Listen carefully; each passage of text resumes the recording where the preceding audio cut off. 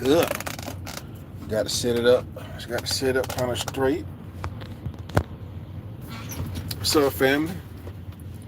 I want to get into with you about this food service trucking um, with guys out there on over the road. Um, yeah, you need. I don't know how it is now. I've been in this game about shoot about 20 plus years. Took the long road. Took the long road, man. got out of got out of high school, knowing I wasn't gonna go to college. I just didn't want to do. I barely like. I barely like high school. I went. I got made it through. Played sports, made it through. But I mean, and then at the time, young, think you know everything, and so I joined the military as an '88 Mike truck driver. My biggest thing when I was a kid, I always wanted to be a truck driver.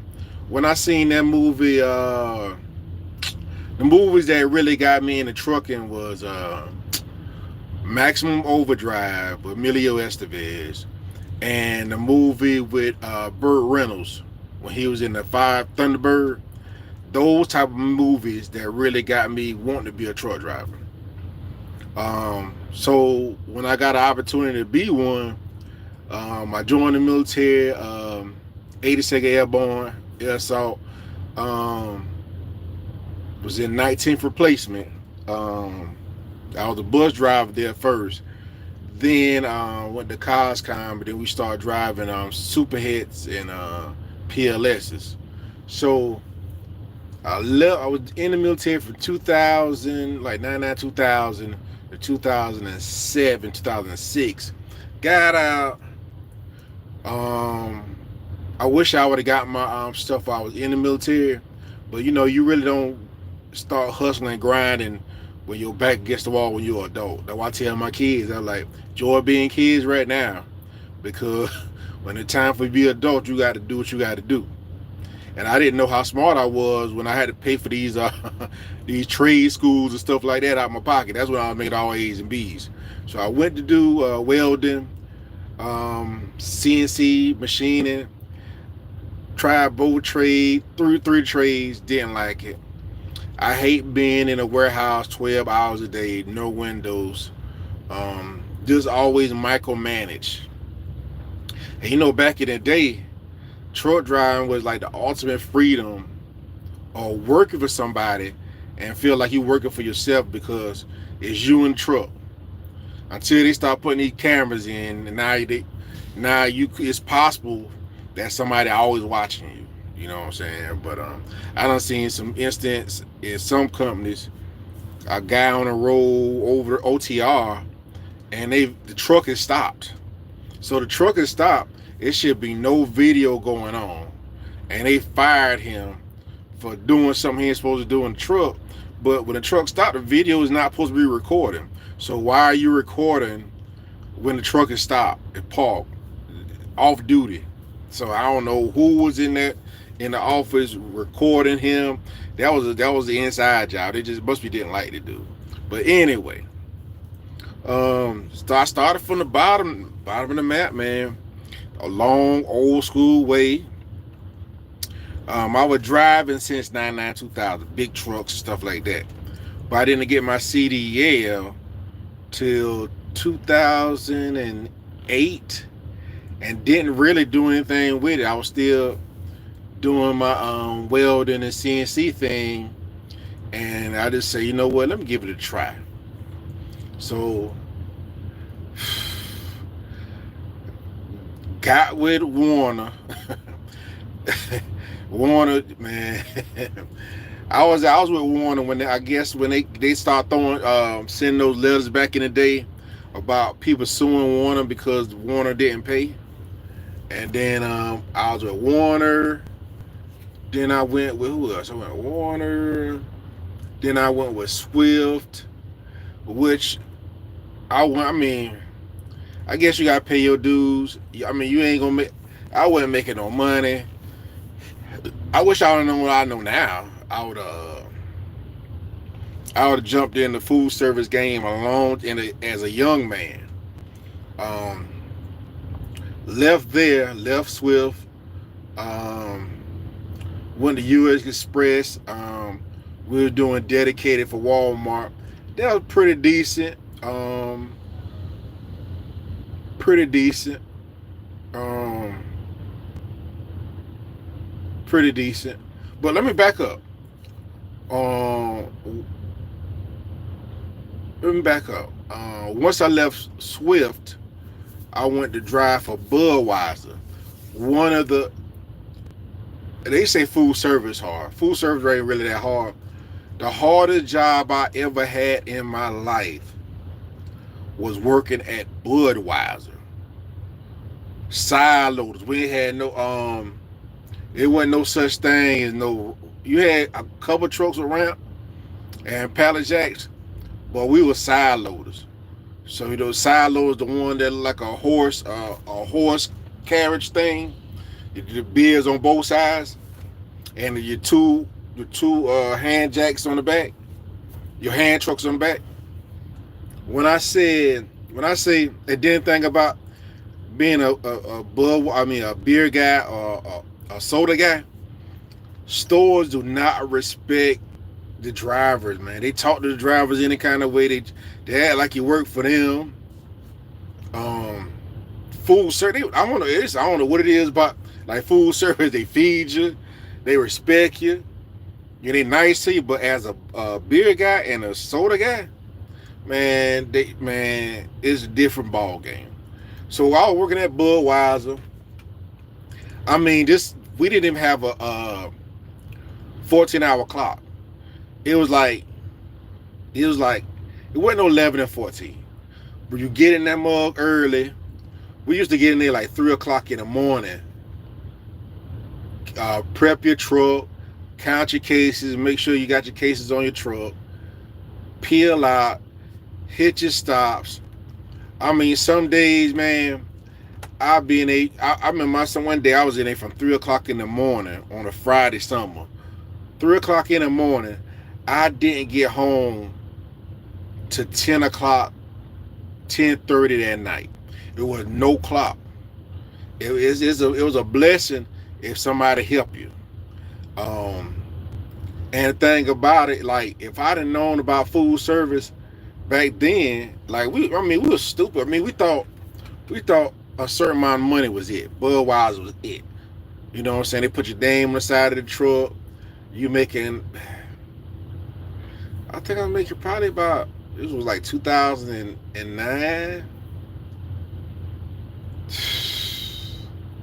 35 a year.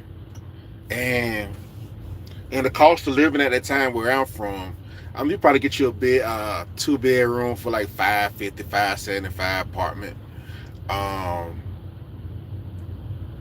You could survive off of that at that time, but it was a struggle. And I don't think they pay too much more anyway. Maybe 40, 50 a year, I think they pay. I don't know. I ain't been there in God knows how long. But when I say that was the hardest job, Budweiser, beer delivery was the hardest job I ever had in my life. It was no comparison to anything I ever did. I've been in the military. I've been in Iraq, Afghanistan, Kuwait. Beer delivery is harder than basic training. The toll it put on your body, but when you're in your 20s, you can handle it. So left there for more money. So I was just steady trying to get my money up, just find a job. But the thing is, back then, it was so hard to get in certain jobs that you had to know somebody to get somewhere, and everybody was so hush about certain jobs. And the technology we have now, you couldn't just go on the internet and find stuff. Like they had to be posted on posted or something, man. You couldn't go find out the salaries and stuff like that. And I didn't know anybody that worked food service. I wish I'd have been paying attention to ask those guys that I see, but I never seen them. But left there, went to U.S. Express, Walmart dedicated, and I mean, the most money I made for trucking since I started. I think I made maybe 50 a year, 45, 50 a year. But when I say you work, uh, it wasn't hard work like that, but like mentally and just sleep, you didn't have a consistent schedule. Like you work Monday through Friday, but like say if you start Monday at 7 or 8 o'clock, what time you come back, whoever beat you back, they start the next day earlier than you. So by the end of the damn week, you start off the week going out on a Monday, you end up going out on a Friday at 6, 7 at night. So it was so up and down. Like I couldn't get with if I could have stayed, if they had a set schedule, I could have stayed with it. Either you gonna put me on night or put me on day. I can't be going up and down the clock throughout the week. I can't do that. So I did that for a while, left there, and somebody that knows somebody put me on with the job I'm at now. First year, and it was like shit, maybe 10 years ago, and I started in the game late. I'm 44 now. I started in the game late. This is really a young man's game. If you get in this game, food service in your 20s, you really set for life. Because your body can hold up long enough till you can make the money that you need to be good in your future years. And I got in the game at 34. Old man in touching freight years. Like that's like the NBA, NFL. Once you get like 34, you damn near old. Especially if you done did that type of work. That's why I say I'm glad I did Budweiser first, because if you just a touch the dot guy, you're not gonna survive in food service. You gotta have a mindset. It's a mindset, a will to do it, because how hard Budweiser is, this is cakewalk compared to Budweiser. The delivering beer, you gotta put it on a hand truck, roll that mug in, price it. I done rotate. I done been in situations, man. I had to cut the tops off of boxes and price each individual beer. I say, man, not for no $35,000 a year. No, I can't do it. So when I say that's crazy, and then on top of that, at the Budweiser beer and beverages, well, beverages period. You gotta, it's like you can't park. Like a lot of people don't want you park close. You gotta wait for them to check you in, and sometimes you get a person with a bad attitude. They have you waiting there all day. See, that's what I like about food services. You drop it, freezer, cooler, dry. You drop it and you go on about your business. That's all you got to do. That's all you got to do. It's enough that you got to drive it there and you got to put it in. I ain't putting nothing up. Unless if it's an old person, old lady or something like that, yeah. But other than that, no. We drop it, kick about and go for the next load. But beverage driving, you gonna do everything and more in that market. You know, that's why I got out of it. I mean, it might be changed now, but I don't know. But back in the day, couldn't do it. But came here first year. I think I made like 80,000 my first year.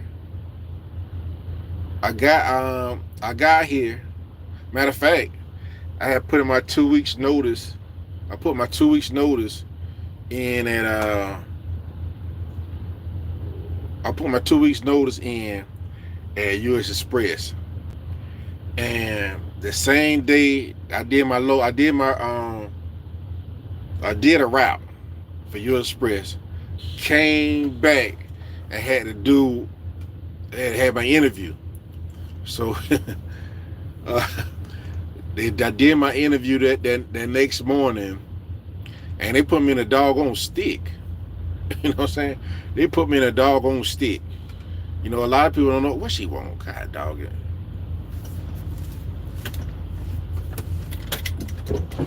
What's up? Uh, 10 more minutes.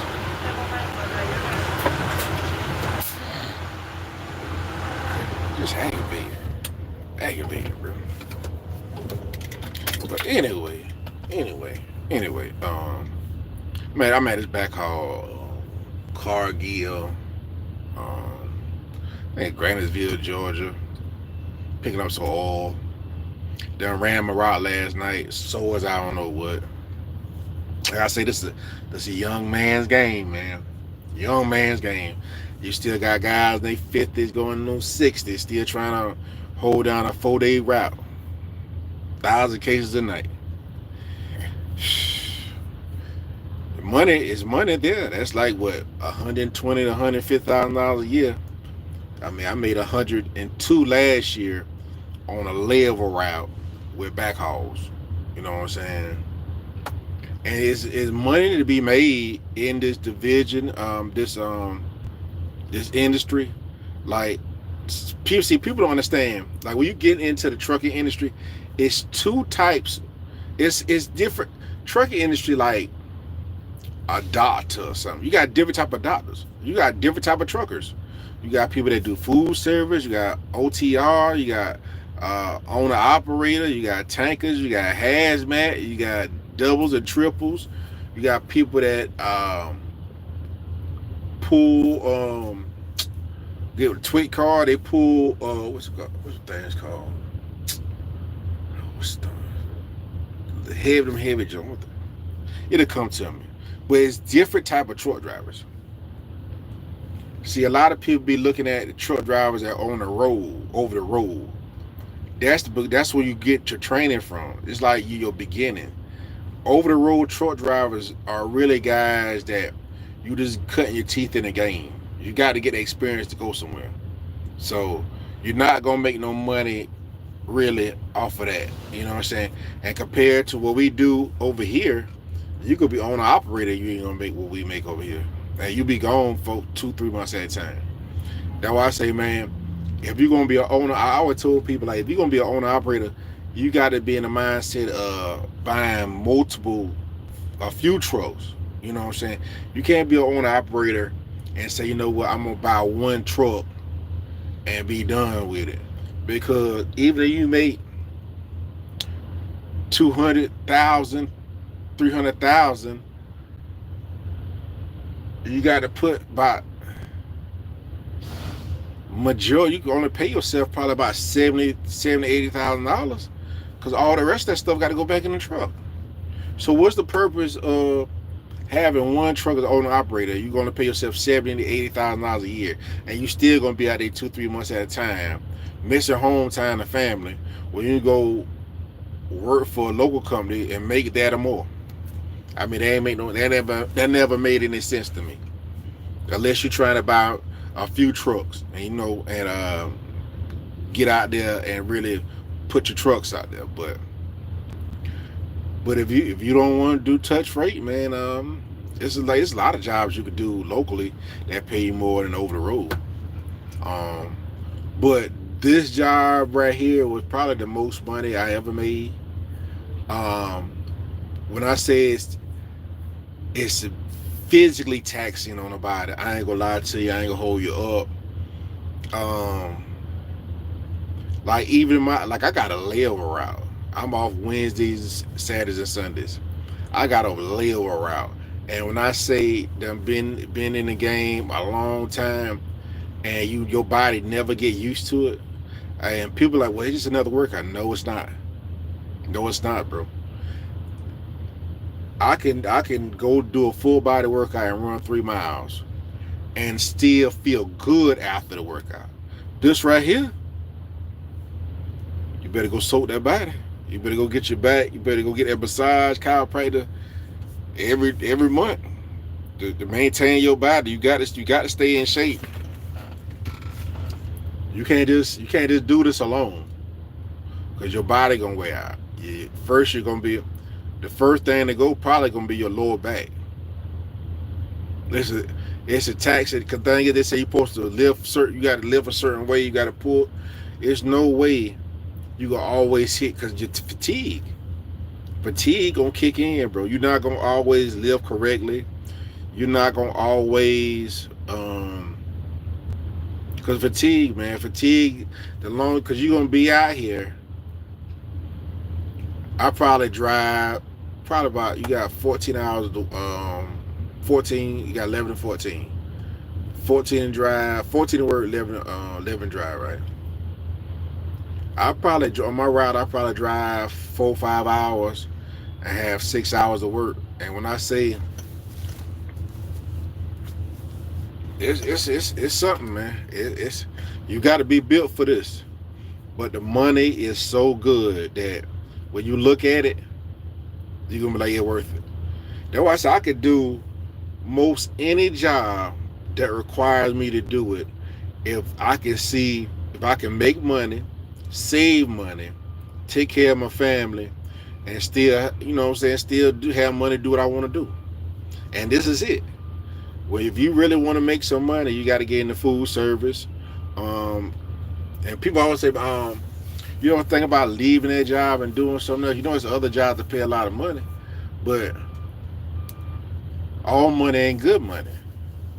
I could go to a job making $150,000, $200,000 a year, but will I like that job?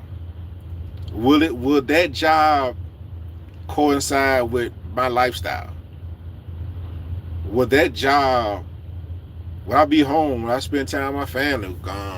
Would I have time to rest? Would I like my coworkers, my supervisors, the job atmosphere? Where I'm at right now, I love my supervisors. I love my coworkers. It's a family atmosphere. Everybody get along. People look out for each other. People hold you down. People work with you. Like when you got a family atmosphere like that, why would you want to go anywhere? The money great. It's great to me. I mean, being wealthy and rich or well-to-do is subjective. I might like what I like. You might like something. You might want to live a more pricier life. I'm a country boy. I enjoy I like my Chevrolet Silverado. My wife got her car. We got a nice crib, nice upper class neighborhood. We good. I mean, I ain't got to worry about nothing. No bills. You can worry about nothing. And I'm off 3 days a week, Wednesday, Saturday, and Sunday. You can't be there, bro. And I got a set schedule. Set schedule, bro. And I make decent money, man. Real good money. I mean, I'd be lying if I say I didn't make real good money. Make more than a lot.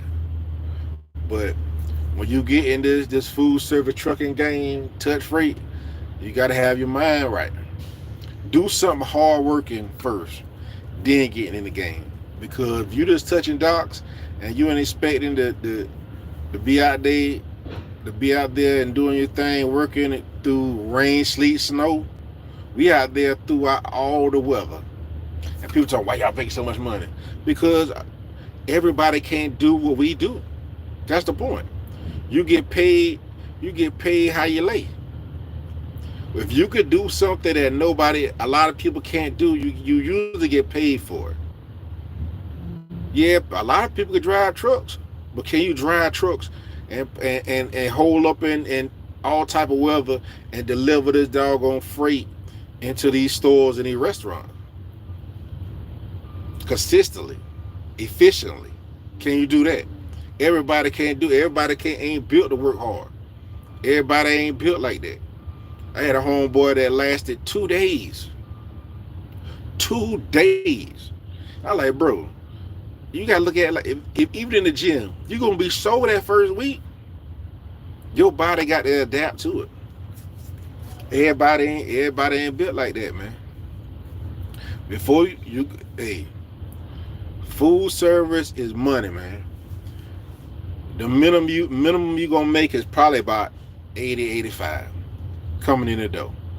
You got an opportunity to make six figures anywhere between, I say anywhere between 80 and 150,000 a year. And where I'm from, the cost of living is so cheap, I'm living like a kingpin. So it depends on what you're willing to go through to make a certain money, man. If you can get it mentally, if you can get it up here, if you can make the money from here, I would rather do that than make it up here. But that's a blessed, beautiful thing about America. If you can't get it, you can't make the money here. You can make it right here. You can make it here. Just hard work. You can make a decent living and live the American dream. Whatever the American dream is to you. Some of y'all want to drive a Maserati. So that ain't American dream for me. You know what I'm saying? Give me a goddamn Silverado, Challenger, Cadillac, I'm good. No, I don't need no 5-bedroom mansion. No. Give me 3-4 bedroom, 2 bath, 2-car garage, I'm good, bro. I'm good. As long as my family taking care, we eating, we can go on trips when we want to go on trips. Emergency happen, we got the money for the emergency, we good to go over here. So it's money in the trucking. You just gotta know where to go. You know what I'm saying?